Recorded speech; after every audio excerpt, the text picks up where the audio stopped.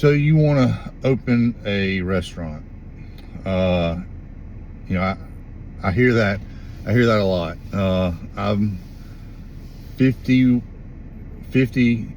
Yeah, I'm 50 years old. I don't know if y'all do that, where you forget how old you are sometimes.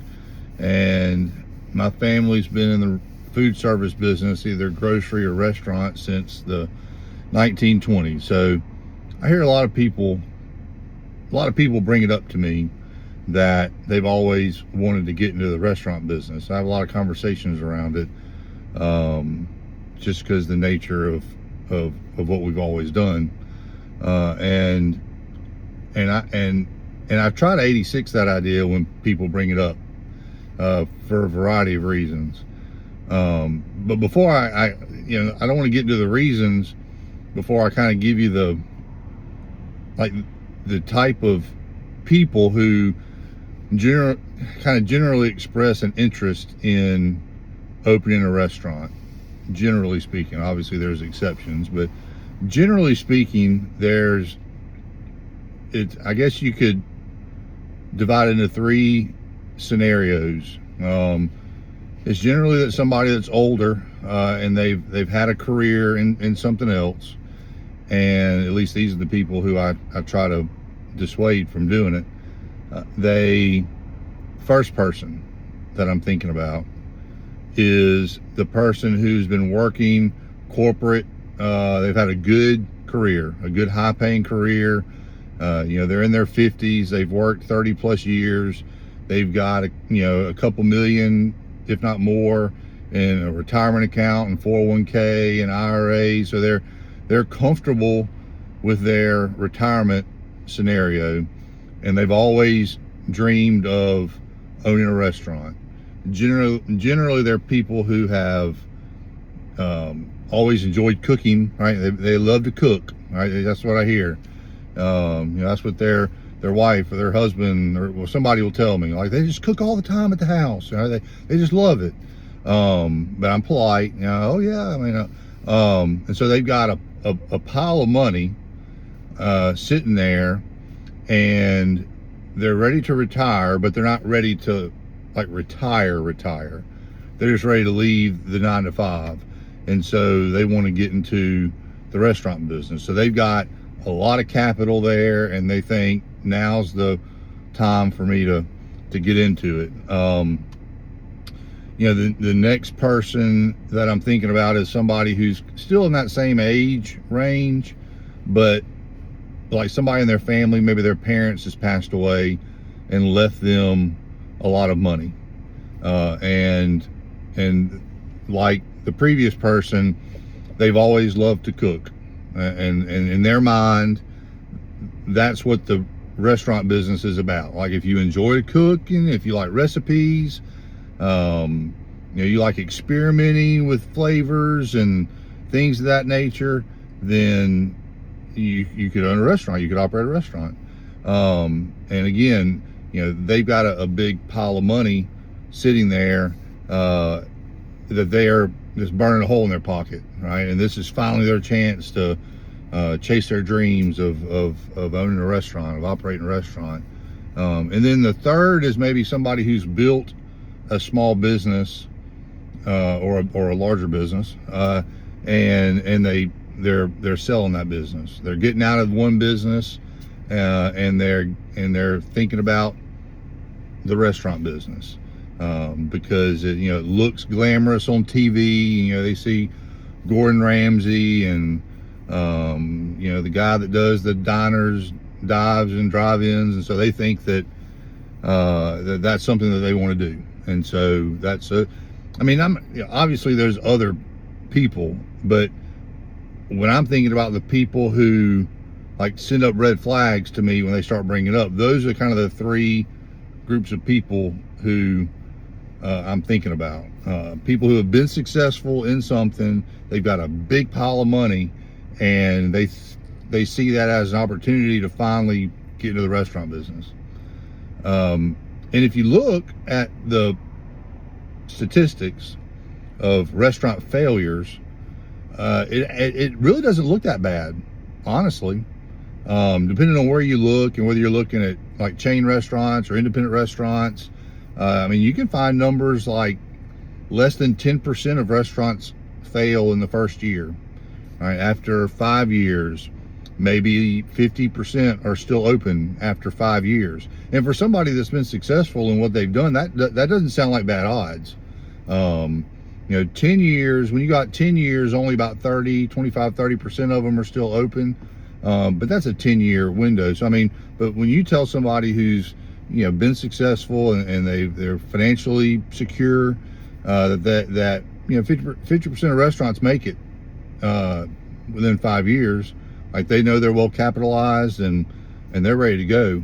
But those numbers, they hide something. And what they hide is what I just said, which is the people that I'm most trying to discourage from opening a restaurant are the people who have mentally budgeted $500, $600, $700,000 for the operation of the restaurant. Right? Generally, these people, that group of people, they're able to secure some financing, so they're not having to dump all their capital in a cash purchase, right? So they get some financing, so they still have most of their cash on the sideline to help them get through until they can get up and running. And so what ends up happening in a lot of these situations is one of these three people that I described, they purchase a restaurant, finance it, make a down payment. They have a monthly note that's pretty outrageous.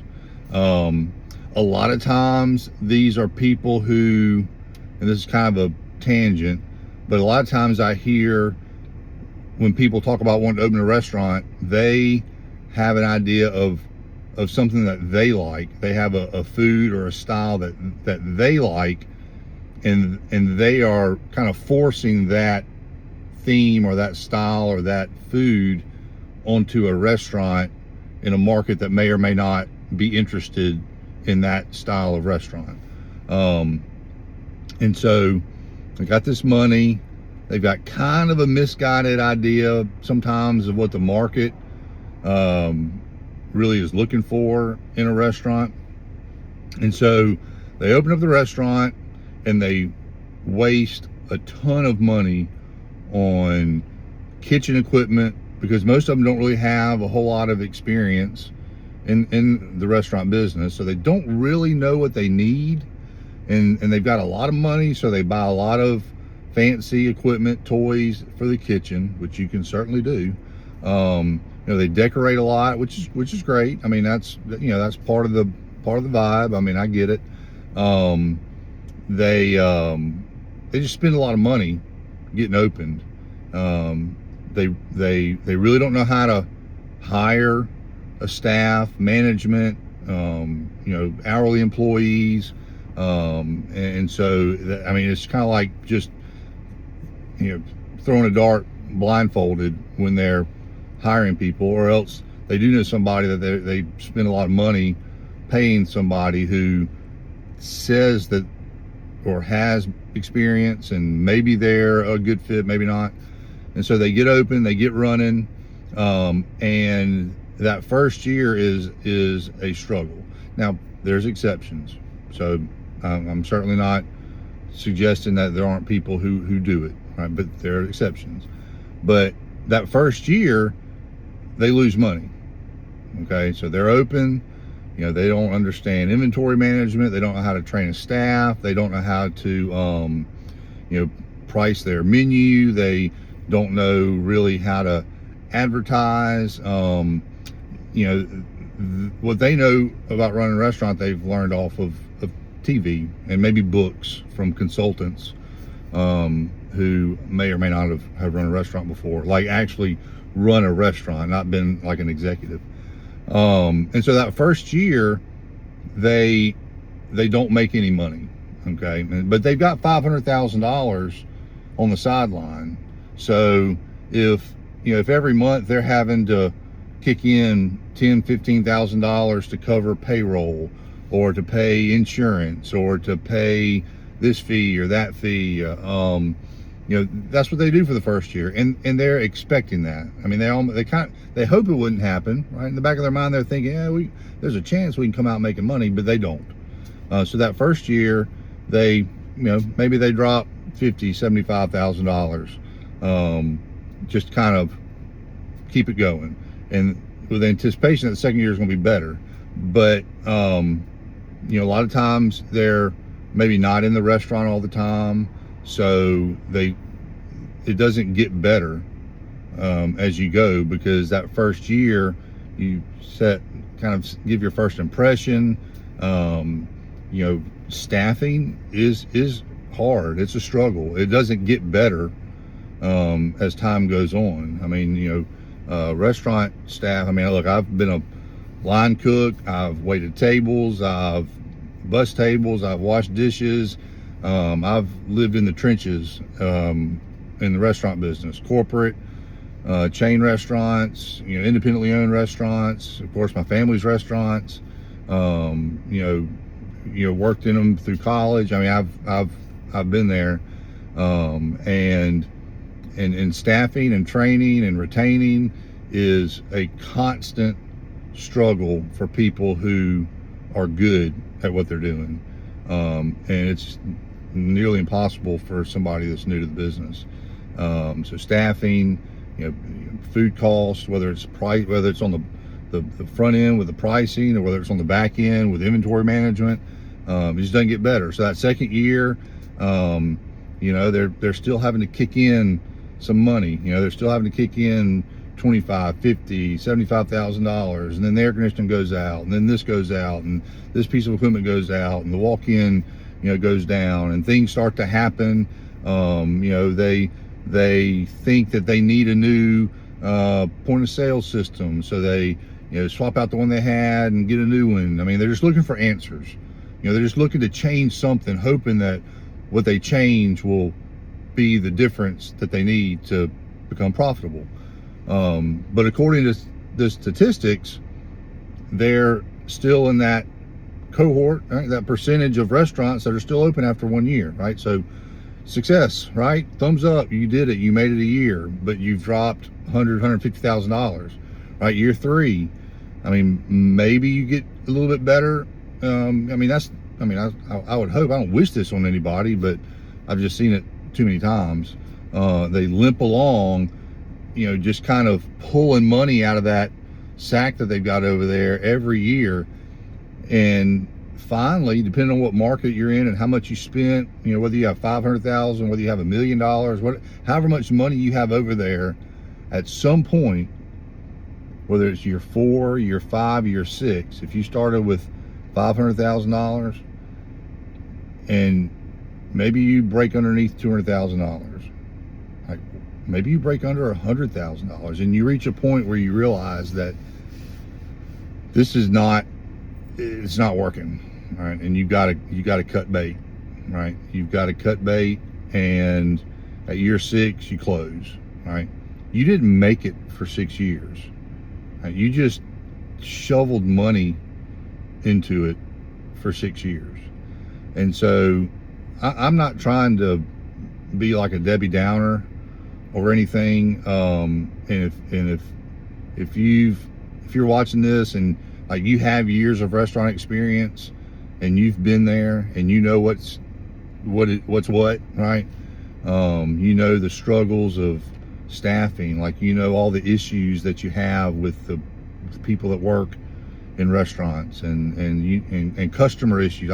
We haven't even talked about customer issues, how to deal with the public, and quality and service and cleanliness and all the things that are the next level beyond survival, right? When you survive, right, you can start focusing on those things, but if you can't get your head above water, there's only so much you can do. But that's what I think is what's missing out there is, if you've got $500,000 and you want to invest in a restaurant, go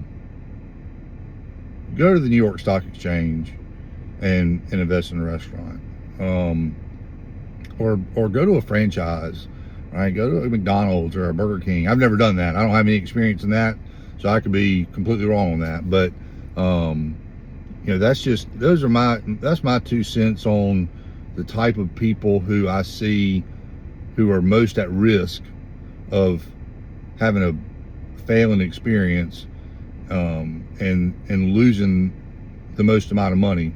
And so, you know, anyway, that's my 2 cents. Again, appreciate you listening to the rant. Just one of those thoughts before I gotta go into work tomorrow, and somebody mentioned it to me today, and I've been thinking about it all day. So take care.